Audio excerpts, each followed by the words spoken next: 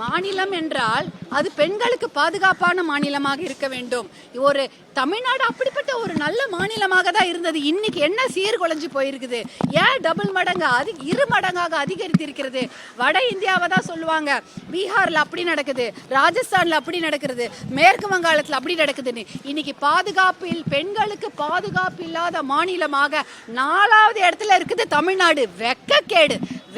அப்புறம் என்னதான் இங்க காவல்துறையும் சட்டத்துறையும் அரசாங்கமும் செஞ்சுட்டு இருக்கிறாங்க?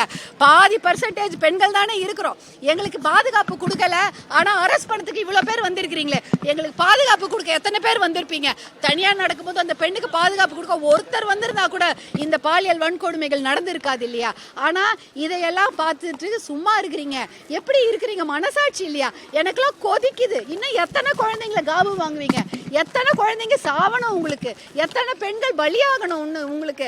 எத்தனை இளம் விதவைகள் செத்து போனோம்? குற்றவாளிகளையும் பிடிக்க முடியல, அவங்களுக்கு தண்டனையும் கொடுக்க முடியல, சட்டத்து மூலமா அவங்களுக்கு ஒரு விடிவு காலமும் கிடைக்கல. அப்ப என்னதான் இங்க நடக்குது? இதை பார்க்கறது மனசாட்சின்னு ஒண்ணு இருக்கா? கொதிக்கலையா? வயிற்றுச்சலா இருக்குது. குழந்தைங்களை வெளில அனுப்ப முடியல. ஒரு அப்பார்ட்மெண்ட் வீட்டுல குழந்தைங்களை வச்சுக்க முடியல. அங்க நடக்குது பாலியல் வன்கொடுமை. பள்ளிக்கூடத்துக்கு அனுப்ப முடியல. 3 வயசு குழந்தை, 6 வயசு குழந்தை, 10 வயசு குழந்தை. படிச்சுட்டு காலேஜ் வந்தா அப்பயாவது நிம்மதியா இருக்குமா? அங்கேயும் 15 வயசு, 16 வயசு, 18 வயசு, 19 வயசு கல்லூரி மாணவி எல்லாருக்கும் பாலியல் வன்கொடுமை நடந்துன்னு இருந்தா அப்ப இந்த நாட்டுல பெண்கள் வாழதான் இல்லையா? எங்களெல்லாம் பார்த்தா மனசாட்சியே இல்லையா? உங்களுக்கு காப்பாற்றணும்னு தோணலையா? எங்களுக்கெல்லாம் பதைக்குது. எங்க குழந்தைங்களை எப்படி நாங்க வெளில அனுப்புறது? எப்படி அனுப்புவோம்? உங்களுக்கு மட்டும் இல்ல, எல்லாருக்கும் தான் குழந்தைங்க இருக்கு. உங்களுக்கும் பெண் குழந்தைங்க இருக்கு, எனக்கும் பெண் குழந்தைங்க இருக்கு, இந்த நம்ம சுத்தி இருக்கிற எல்லாருக்கும் பெண் குழந்தைங்க இருக்கு. எப்படி அவங்களை படிக்க அனுப்புறது? ஹாஸ்டலுக்கு அனுப்ப முடியுமா? வேலைக்கு அனுப்ப முடியுமா? பால் சொசைட்டியில போய் பால் ஊத்திட்டு வர ஒரு பொண்ணை போய் பாலியல் வன்கொடுமை செய்து கொண்டு இருக்கிறாங்க.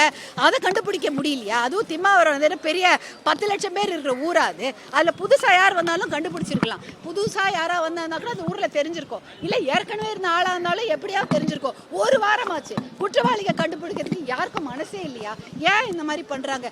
இப்பதான் இவ்வளோ பெரிய போராட்டம் நடந்த பிறகு, இத்தனை பேர் சண்டை போட்ட பிறகுதான் இன்னைக்கு அந்த ஞானசேகரன் என்ற ரிப்பீட்டட் அஃபெண்டர், ஹிஸ்டரி ஷீட்டர்னு சொல்லுவாங்க, மறுபடி குற்றம் செய்யக்கூடிய ஒரு மனநோயாளி அந்த ஆளு. அவனுக்கு இவ்வளோ நாள் விட்டு வச்சிருந்தீங்க. இன்னைக்கு தான் இந்த போராட்டம்லாம் நடந்த பாட்டாளி மக்கள் கட்சி போராட்டங்கள்லாம் தொடர்ந்து நடந்தப்புறம் தான் உங்களுக்கு தோணுதா அவங்க மேல குண்டாஸ் போடணும்னு? ஒரு வருஷம் கழிச்சு விட்டுடுவீங்களா? அவனுக்கு தண்டனையே கொடுக்க மாட்டீங்களா? சிறப்பு போக்சோ நீதிமன்றங்கள் ஏன் கொண்டு வரல? 300 பாலியல் வழக்குகள் இருந்தாலே அங்க சிறப்பு போக்சோ நீதிமன்றம் இருக்கணும்னு சொல்றாங்க. இங்க ஒரு போக்சோ நீதிமன்றத்துக்கே வழி இல்லை. 300க்கு மேல இருந்தா 2 போக்சோ நீதிமன்றம் இருக்கணுங்கிறாங்க.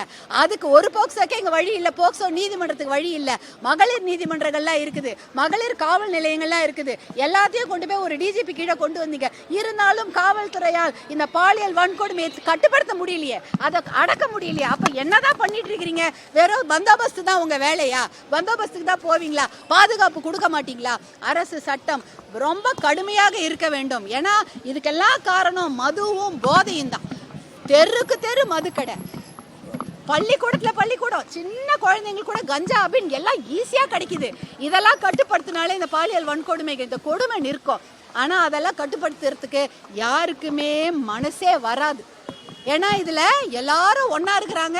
இதை கட்டுப்படுத்துறதுக்கு மனசு இல்லாம இந்த பாலியல் வன்கொடுமையை தொடர்ந்து அதிகரித்து கொண்டிருக்கிறது.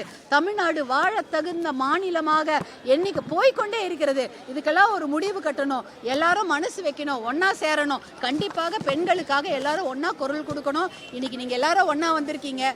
உங்க எல்லாருக்கும் என்னுடைய நன்றியை தெரிவிச்சுக்கிறேன். இதோட இந்த போராட்டம் ஓயாது. இதுக்கெல்லாம் நீதி கிடைக்கிற வரைக்கும், இந்த கொடுமைகள் அது குறையிற வரைக்கும் நாங்கள் போராடி கொண்டுதான் இருப்போம் என்று கூறிக்கொள்கிறோம்.